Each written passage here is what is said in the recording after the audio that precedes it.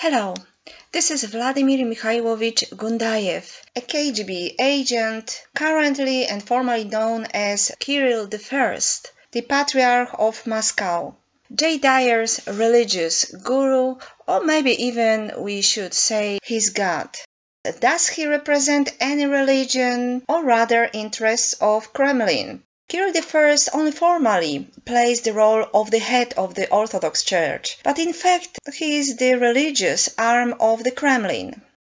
The whole Russian Orthodox Church is a state annex, a kind of department of the Kremlin administration for Orthodox affairs. Vladimir Mikhailovich Gundayev, pseudonym Mikhailov, was an agent of the secret services from the 1970s. This came to light because right after the collapse of the Soviet Union, in the initial period of the transformation, state archives were opened to historians. In 1992, a parliamentary committee chaired by Gleb Unikin found documents that confirmed the ties of a large part of Russian Orthodox Church with the Soviet services, and they often mention Mikhailov, and the official notes helped identify Gundayev, currently known as Kirill I. One of those notes by Fitsev in January 1973 revealed KGB agents Magister and Mikhailov were sent to the World Council of Churches in Thailand and India. They had an important impact on its work, and they also presented materials with important operational information about the situation in the council. So that means that already 1973 Kirill I was not just an ordinary agent, but actually important special tasks agent. And so he is, until now, very important agent, we can say minister of Kremlin's propaganda, responsible for manipulating people who believe in God. And why am I talking about this right now, and why in context of J. Dyer?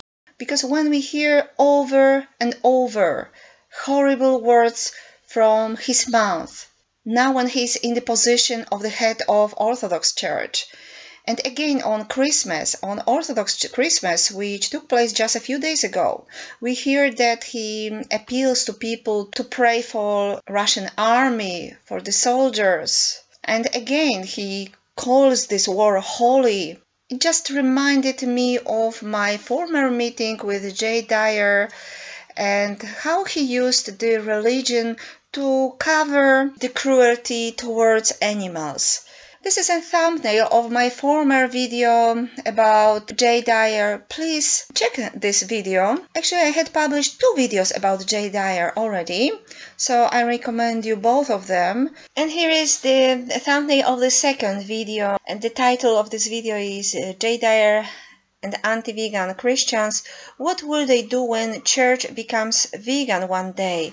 This is more philosophical video. I definitely recommend you this one. And in description we can read, is it possible that doctrine of Christian churches will evaluate in such a way that they will not only support but even preach veganism one day?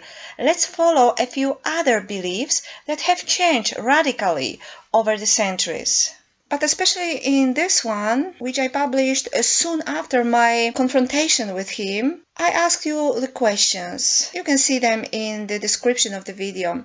I am giving some historical context to where the stance of Orthodox Church, also in their opposition to veganism, represented by J. Dyer and Tristan, may be leading and had already led to. So in that video, I described where this moral stance and this mindset led to in past.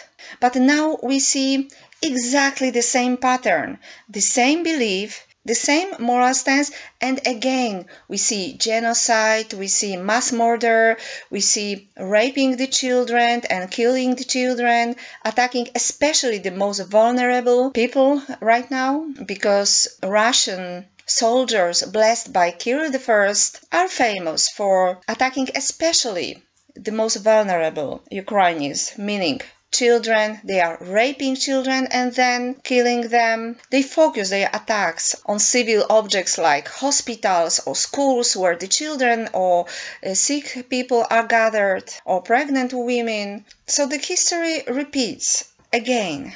And already in that video I asked, is there any big difference between historical events and current practices supported by J. Dyer? And why the guys committing evil must always cover it with the Holy Bible? And those questions I had asked before the start of current mass murder. Now, when it is so clear that it is pure evil what is happening and what is being committed by Russian soldiers blessed by Kirill I, I checked the J. Dyer's channel. Actually, I was searching for some kind of statement from his side that maybe things went too far for him.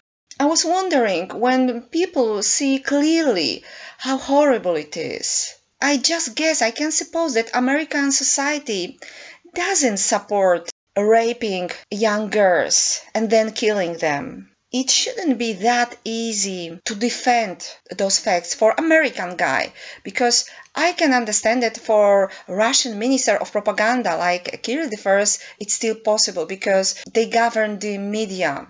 They can block some news. They are in power to create their own propaganda in their own country, and we see that even there they fail because no Russian believe it. Ordinary Russians hate this war and they hate welcoming corpses of their sons coming back from this unholy war. But somehow I don't find any statement from J. Dyer's side that he quits this devilish religion. He still supports this. So now when we look at the J. Dyer's faces in this thumbnail, I can reveal that he performed this kind of faces when talking about suffering of animals. So these sadistic faces, these devilish faces he performed when thinking of animals suffering.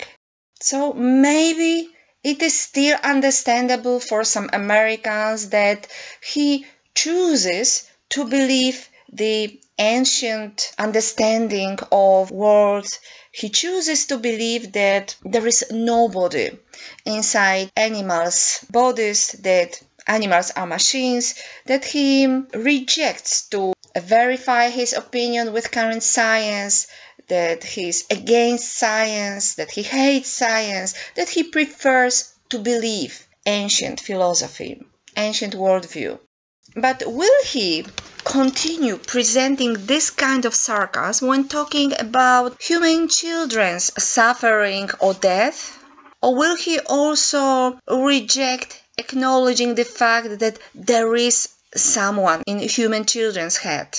Maybe he will also say that Ukrainian kids are just machines, soulless machines, that it's okay to rape them and kill them. How is he going to justify those acts which his religious guru is blessing and promising heaven?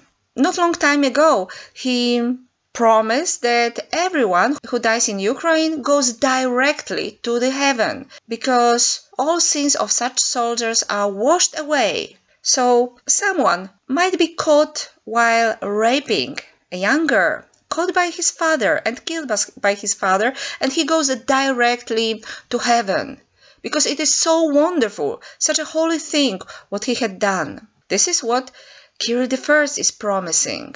Does J. Dyer support this view? I think he must. So if he doesn't condemn the Orthodox Church right now, I really wonder how he's justifying raping kids and killing innocent Ukrainian people.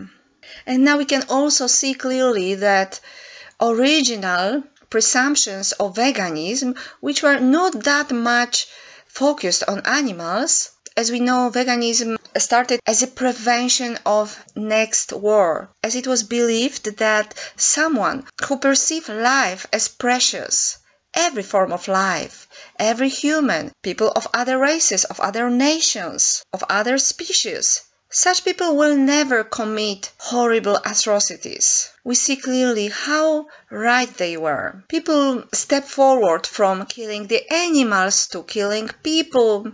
to killing children, it is so easy. If one accepts killing animals so easily, he will accept raping or killing human kids. And J. Dyer is the proof how right the founders of veganism were.